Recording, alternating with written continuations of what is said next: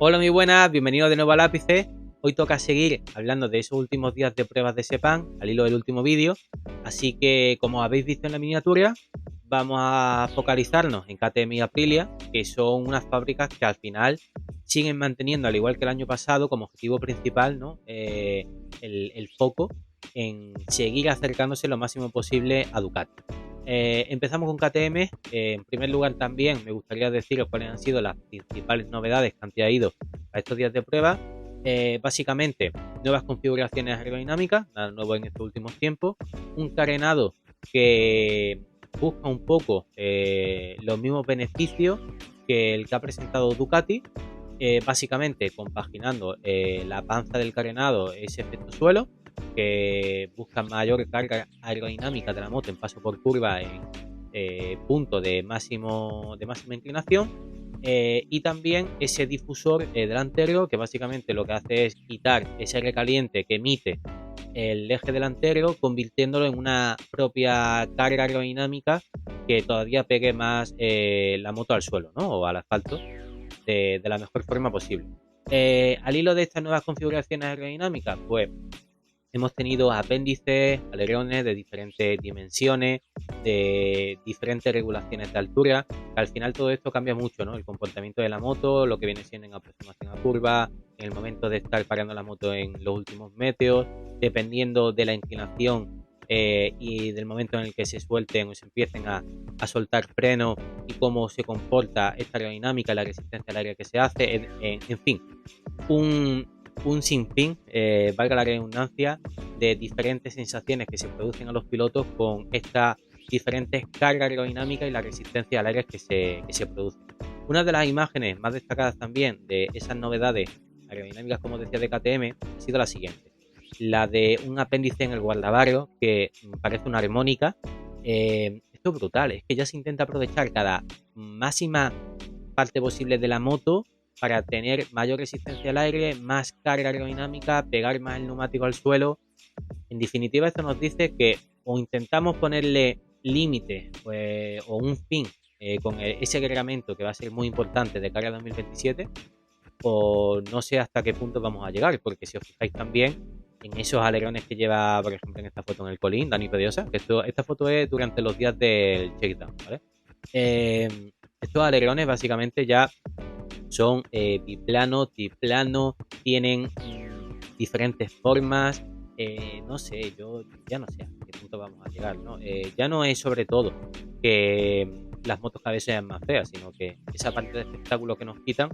porque el fin de la aerodinámica lo conocemos, ¿no? Que es básicamente, con la igualdad que tenemos en el campeonato, este apartado busca intentar sacar el máximo rendimiento de los neumáticos, que es la forma de intentar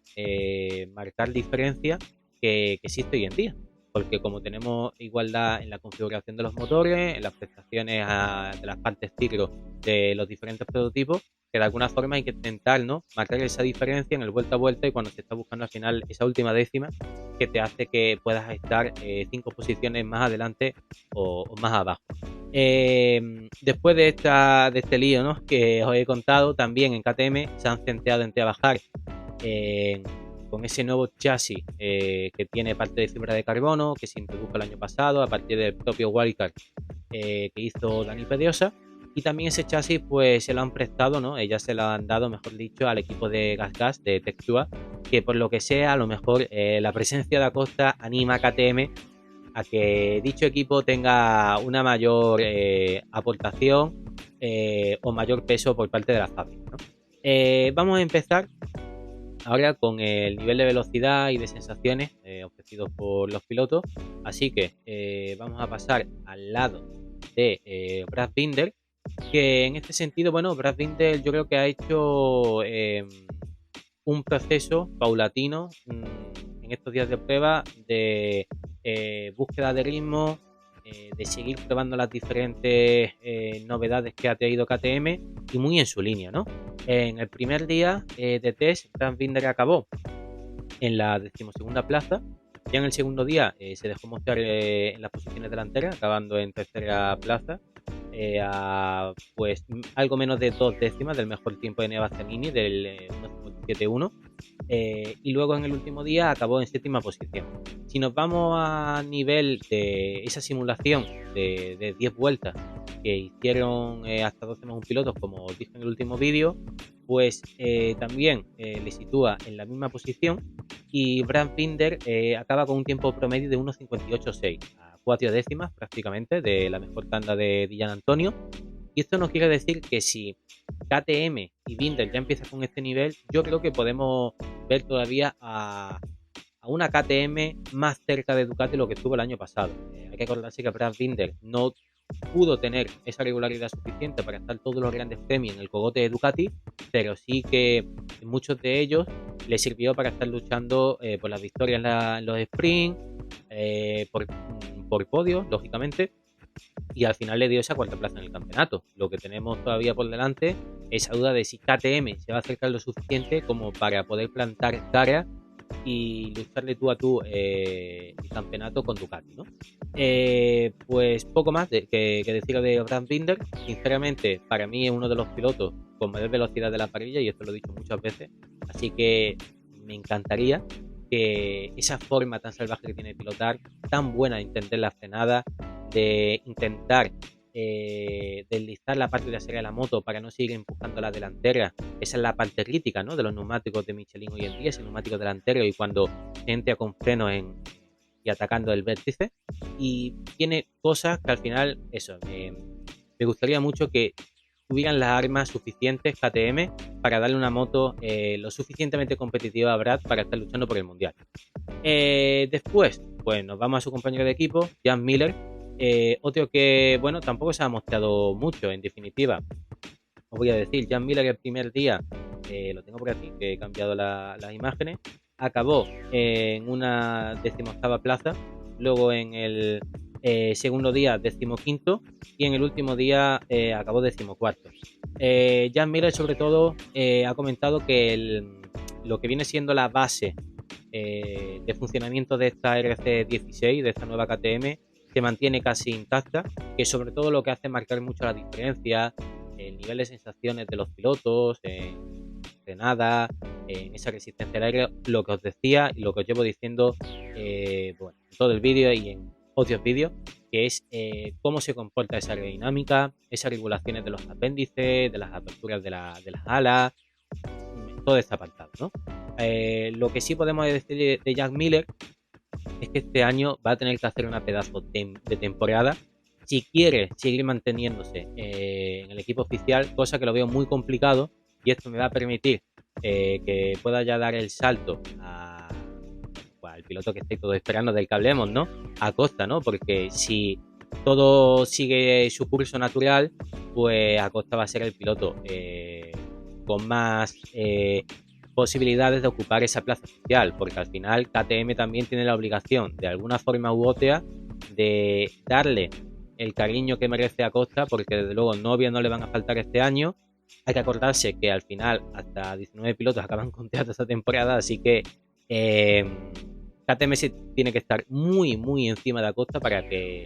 al final el vigente campeón del mundo de Moto2 sepa que va a tener las armas suficientes para estar en los próximos años en una fábrica que sea, bueno, que le permita luchar por lo que él se merece.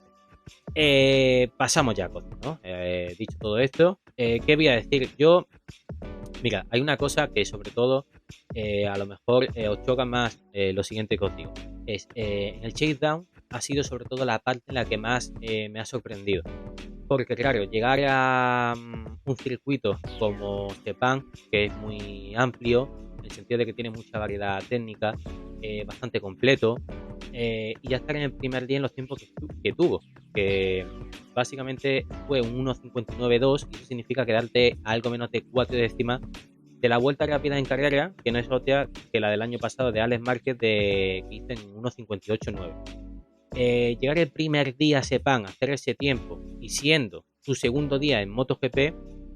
te permite comprender cosas, ¿no? Aquí estamos viendo una imagen, no sé si habéis escuchado un pito de fondo, pero bueno, os pido disculpas. Aquí estamos viendo una foto como ya intenta marcar diferencias con su estilo de pilotaje, ¿no? Esa forma que tiene de descolgarse, de trabajar con su tronco superior, Y es que cada día hemos visto una evolución muy significativa de Acosta en los tiempos, ¿no? Como os decía, 1.59.2 en su primer día de checkdown, ya en su segundo día estaba en 1.58.5 y el último día lo acaba con el mejor tiempo de 1.58.1. Esos últimos 2 días de checkdown encima acabaron antes de lo previsto porque hubieron lluvias y luego, claro, yo no le voy a quitar tampoco ningún mérito a lo que hizo en los días de pruebas de Sepang, ¿no? Porque es brutal, ya en el primer día acaba en tercera posición, pero ya llevaba esos kilómetros, esa experiencia, ese tiempo suficiente de haber trabajado con su equipo, de haber buscado una puesta a punto base que le permitiera tener las mejores sensaciones posibles, y ese tiempo luego tú en un fin de semana de Gran Premio del campeonato no lo tienes. Aún así, pues acaba en octava posición el segundo día de test, en novena el último día, y hay una cosa que a mí me ha llamado mucho la atención. Primero, a nivel de ritmo, más allá de las propias fotos que podamos ver y diferentes cosas a nivel de pilotaje, que ahora, bueno, os lo voy a decir, porque a nivel de la simulación de 10 vueltas, que Acosta fue uno de ellos, en hacerla, acaba en octava plaza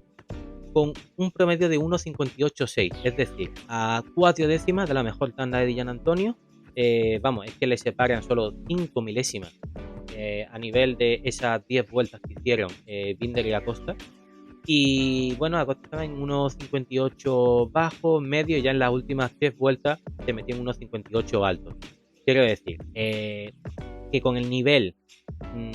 de, claro, lógicamente en estos días de acumulados de Sepang, solo dando el shakedown, o no, sumando el shakedown y los días de prueba de Sepang, suma más de 1.500 kilómetros, una auténtica barbaridad, pero aún así, después de los poquitos días que lleva encima de esta KTM, ya solo que en términos de ritmo esté en este nivel, me parece un espectáculo, ¿no? No vamos a descubrir, lógicamente, a Acosta, que va a cumplir su cuarto año subiendo a MotoGP, pero hay cosas que son muy llamativas. Y sobre todo, si lo comparamos con Augusto. Y ahora vamos a hablar de Augusto porque hay una cosa que yo sinceramente no entiendo. Algo debe estar pasando, pero si nos vamos a los test que hizo Augusto, si comparamos el shakedown sumándolo a los días de pruebas de Sepang, el mejor tiempo del campeón del mundo de Moto 2 también fue de 1.59.6. Y es que Acosta ha sido capaz de rodar ya en ese 1.57.10, me parece, ahora mismo, si no me equivoco. Es que no tengo el tiempo exactamente, ¿no? Lo que quiero decir que al final, diferentes condiciones de pista, diferentes motos lógicamente, diferente apoyo de fábrica que va a tener el equipo de Gasgas y Textura de KTM, porque es que es normal, si tuviera que tener Acosta es lo que os decía antes, pero aún así, esto dice mucho que en los primeros días un piloto que acaba de subirse a MotoGP con todos, ¿no?, esos artilugios electrónicos, dinámicos, pole shot, controles, como ya tiene esa capacidad, ¿no?, de demostrar el nivel y su estilo de pilotaje, intentar ir imponiendo, ¿no?, diferentes cositas. Sobre todo, lo último que os quería decir es que me empiezo a liar y veo aquí la foto de Acosta y empiezo a pensar en diferentes opciones que se pueden dar en este campeonato y me emociona porque tengo una gana de que empiece. Lo último que os quería decir es que KTM estaba muy impresionada por el nivel de comentarios que ya estaba dando a los ingenieros. Ya estuvo probando muchas piezas que eran más a futuro, ¿vale? Y en KTM sobre todo eso están totalmente impresionados, como os decía, de esa capacidad de comprender el rendimiento que le ofrece diferentes partes de la moto con la poca experiencia que lleva, ¿no?, que lleva al final días encima de esta RC16. Pasamos al lado de Augusto, que esto es lo que yo quería decir. No entiendo nada porque Augusto en su último día tiene como su mejor tiempo, lo tengo por aquí, acaba 2 segundos con 1.58.7. Yo creo que ha tenido que acabar loco en el sentido de que el trabajo, la planificación que se haya hecho desde su box, algo ha tenido que fallar, porque sinceramente Augusto también ya tiene a disposición ese chasis con parte de fibras de carbono, como os decía antes, pero en la temporada pasada le vimos un nivel de velocidad muy bueno, sobre todo en las segundas partes de carrera, muy bueno a nivel de ritmo, y tiene como punto débil mejorar esas primeras vueltas, de sacar el máximo rendimiento de esos neumáticos Michelin y de posicionarse bien después de la salida y también en vuelta de clasificación. Pero lo que no entiendo es que cómo puede acabar tan lejos de Acosta, de su compañero, que sí, que son test, que cada uno están probando cosas diferentes, que se hace una planificación del trabajo totalmente opuesta en muchas ocasiones, ¿no? Pero es muy llamativo que acabe tan lejos, así que yo lo que quiero pensar que Augusto tenga una base sólida con la que empezar el año, que no le vuelvan loco, en el sentido de que al final vayan pasando los grandes premios y piensen que hay una opción mejor para la continuidad de los pilotos del gas de cara a la siguiente temporada. Augusto es uno de esos pilotos también que acaban con Teato, y yo creo que el nivel que tuvo el año pasado nos ha ofrecido como una sensación de madurez por parte del piloto mallorquín, que yo creo que puede ser muy bueno también para el trabajo que quiere hacer KTM, de ese apoyo de fábrica a un equipo satélite y ayudarse de obtener los máximos datos posibles de las motos que tienes en pista. Y básicamente ese es el trabajo y el método que sabemos que ha sido de funcionamiento de éxito de Ducati en estos últimos años, ¿no? Así que, bueno, quiero pensar que, lógicamente, como digo siempre, son test, hay algunas cosas que podemos quedarnos con ellas, otras no, hay que cogerlo con pinzas, pero que a Augusto no le vuelvan demasiado loco, porque me ha extrañado mucho el rendimiento de él ofrecido en estos últimos días, y sobre todo por sus declaraciones, porque muchas cosas él no estaba ni contento ni las entendía. Si os parece, vamos a pasar pues al lado de Aprilia. Y como no, tenemos nuevas actualizaciones aerodinámicas por parte de los de Noale. En este ámbito, bueno, tienen una capacidad de proyección cada año de traer nuevas actualizaciones y nuevas, básicamente, novedades que hacen que los diferentes equipos siempre estén ahí con el rabillo del ojo muy atentos. Hay que decir, en el apartado de la aerodinámica, el máximo responsable es el ingeniero Marco De Luca, que, bueno, viene de la época de Fórmula 1, estando en Ferrari con Michael Schumacher, así que os podéis imaginar, ¿no?, qué nivel de experiencia tiene en este ámbito. También hay que decir, la parte que estoy viendo de este carenado, lo que os decía antes, que es la panza, esa parte de efecto suelo, esta novedad fue introducida por Aprilia, patentada el año pasado, y lo que busca, ¿no?, mayor carga aerodinámica en el momento de máxima inclinación de la moto. Y sobre todo aquí estáis viendo una cosa que nos preocupa demasiado, pero que no os penséis que esto lo vamos a ver en un fin de semana de Gran Premio normal, que esto ya lo he leído en algún que otro sitio. No. Mira, la parrilla, ¿no?, que esa especie, ¿no?, que vemos en el colín, básicamente son una serie de sensores que miden la presión del aire. En palabras de Romano Albesiano, esos sensores miden las alteraciones del aire que producen los pilotos y la moto en el asfalto. Esto básicamente permite comprender cuáles son las diferentes modificaciones del aire, llevarlo a unos datos y que luego en los túneles del viento, en lo que viene siendo los desarrollos de los apéndices, las regulaciones de los alerones, de los frenados, permita llevarlo a un cálculo matemático y a través de una serie de algoritmos, pues comprender de qué forma, ¿no?, funciona, bueno, lo que viene siendo la resistencia al aire, y en este sentido. Decir también que aquí estamos viendo la parte nueva, el colín trasero, ¿no?, de esa RSGP Aprilia, que básicamente busca el efecto del difusor soplado. Esto también proviene de este fenómeno de la Fórmula 1, que Red Bull lo introdujo en su día, en 2010 me parece, que lo que intenta es que el aire que pasa por debajo del colín sea extraído de forma más eficiente y más rápida, con los gases calientes que emite el tubo de escape, que no está situado en esa zona porque sí, sino para eso, empujar lo más rápido posible el aire que pasa por esa zona de debajo del colín, y tener de esta forma también mayor carga aerodinámica. Por lo tanto, tenemos un colín que lo podemos llamar estilo Batman, y que siempre al final todo está pensado para intentar tener mayor ventaja aerodinámica. Es totalmente impresionante, una locura. En este sentido, de verdad que la mente de los ingenieros, yo no sé hasta qué punto llegan a tener un límite, ¿no?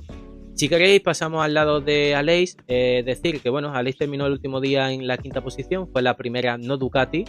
acabando una 10ª, 57-0. A partir del segundo día dio un salto bastante importante, acabando ya en cuarta posición, y a partir de ahí comprendió, o por lo menos en sus declaraciones, de que esta moto tiene un mayor potencial del que pensaba inicialmente ya solo el primer día de pruebas de Sepang, ¿no? Básicamente, en Aprilia también han tenido un nuevo motor y un nuevo chasis, aparte de esas nuevas configuraciones aerodinámicas, pero sobre todo los pilotos hacen hincapié en que el comportamiento de la moto, los factores que más implicación tienen en el cambio del comportamiento de esta nueva Aprilia es el ámbito de la aerodinámica. Aleix dice que al final esta mayor carga aerodinámica que tiene este carenado hace que sea una moto todavía más pesada en el paso por curva, que vaya más pegada al suelo, pero que no sabe exactamente cómo este efecto les pueda a los pilotos de Aprilia perjudicar cuando estén siguiendo a demás pilotos, cuando tengan que abrir un poco la línea, cuando tengan que modificar sus diferentes trayectorias, porque al ser la moto tan pesada y tener que ir por una única línea, esto puede hacerlo un poco complicado, ¿no? Por parte de Aleix, pues poco más que decir, ¿no? Ha acabado con muy buenas sensaciones, como os decía, y ahora vamos a pasar al otro lado de Aprilia, por parte de Viñales. Es otro piloto, bueno, antes de nada, deciros de Aleix y también lo hablamos de Viñales. Aleix, en términos de ritmo, de esa simulación de 10 vueltas, acabó a algo más de 2 décimas, un tiempo promedio de 1.58.4, quedando en 58 medios y bajos al principio de su tanda, que lo sitúa en la misma posición, en esa cuarta plaza, como os decía, al igual que en ese segundo día de test. Y Viñales, en esa tanda de 10 vueltas, pues le sitúa mejor que a una vuelta rápida. Le sitúa en quinta posición, quedando en 58 bajos, medios, aunque también su penúltima vuelta en 2.00. Por lo tanto, eso mancha bastante, ¿no? Hace que su simulación sea más lenta, sube sus tiempos, aún así le sale un promedio de 1.58.5 a 10 décimas de la mejor tanda de Antonio. Esto quiero decir que habla mejor que la vuelta más rápida de Viñales, que fue de 1.57.5 y le sitúa en la tabla de tiempo en la 12ª plaza. Y sobre todo, hay una cosa que, en el sentido de Viñales, que siempre nos vemos en los test sin el más rápido, ¿no? Mostrando siempre su mejor nivel, exponiéndose mucho, y a lo mejor esto puede ser un poco el año, la temporada en que esto cambia y se reviertan un poco los papeles y luego le vaya mejor a lo largo del año. Lo que quería decir es que Viñales, a nivel de vuelta rápida y a nivel de declaraciones, dicen una cosa diferente que sus simulaciones de vueltas, que sí que se le ve muy competitivo. Es que Maverick, a nivel de sensaciones, dice que ha encontrado una moto muy diferente en frenada, en aproximación a curva, de la que dejó el año pasado, y que le salen los tiempos sin comprender el por qué, y que no está del todo cómodo, que no hay algo que todavía no termina de comprender de esta nueva Aprilia. Así que veremos cómo evolucionan los primeros grandes premios, cómo evoluciona el año, y vamos a pasar al equipo satélite de Aprilia, ese Trackhouse, que sabemos que viene con un potencial enorme, con mucha fuerza. Aquí en esta foto de Oliveira, por cierto, vemos también esa pieza que está situada encima del basculante, que es para limpiar el flujo de aire que recibe, y que ese flujo de aire, que luego pasa también por la zona del difusor soplado, de debajo del colín, como os decía antes, que todavía sea empujado de forma más eficiente, ¿no? En el caso de Oliveira,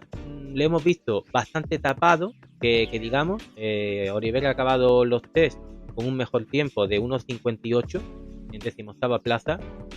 A nivel de ritmo, ha sido uno de los pilotos que no hizo esa simulación de 10 vueltas. Vamos, lo voy a volver a confirmar exactamente. Y bueno, sinceramente Oliveira es uno de los pilotos que en las pretemporadas,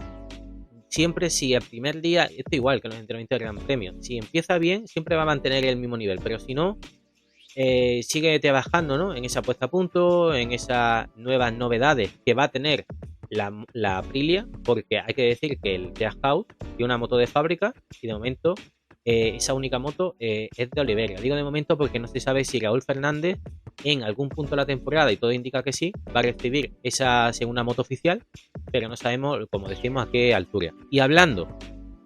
de su compañero de equipo, hablando de Raúl Fernández, pues qué mala pata, ¿no? Con la que ha empezado la temporada. En el primer día tuvo que retirarse de esos días de prueba porque sufrió una caída bastante fuerte. Parece ser, bueno, por lo que hemos podido escuchar, que pilló los compases iniciales del entrenamiento un parche de agua que, bueno, al final le produjo tener un fuerte high side y eso le ha impedido completar esos días de prueba y sí que va a poder completar o por lo menos participar, veremos si llegan unas condiciones óptimas, esos días de prueba, ese test de Qatar previo al primer gran premio del campeonato. Esperemos que Raúl Fernández pueda cuanto antes recuperarse, estar en su mejor nivel. Es una temporada muy importante para él, su tercera en MotoGP, y sobre todo que pueda demostrar, ¿no?, ese nivel con el que sabemos que, sobre todo, es su primer año de Moto2 y la velocidad que sabemos de un piloto joven. Porque al final, si no me equivoco, Raúl Fernández tiene 22 años y que tiene la necesidad de encontrarse con sus mejores sensaciones y el nivel de confianza que él solo sabe. Así que también el vídeo se ha hecho largo, ¿cómo no? Os espero en el siguiente vídeo de Yamaha y de Honda, del nivel ofrecido por la fábrica japonesa y de las diferentes novedades que han traído. Así que nos vemos próximamente. Adiós.